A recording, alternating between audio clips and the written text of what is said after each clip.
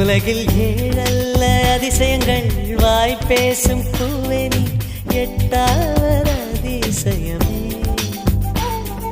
வான் மிதக்கும் கண்கள், தேன் தெறிக்கும் கண்ணங்கள், பால் குடிக்கும் மதரங்கள் அதிசயமே.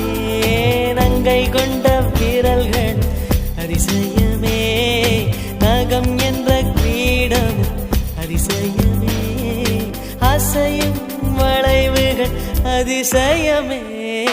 கல் தோன்றி மண் தோன்றி கடல் தோன்றும் முன்னாலே உண்டான காதல் அதிசயம். 16 வயதான பருவத்தில் எல்லோருக்கும் படர்கின்ற காதல் அதிசயம். பூவுக்குள் ஒளிந்திருக்கும் கனிக்கூட்டம் அதிசயம்.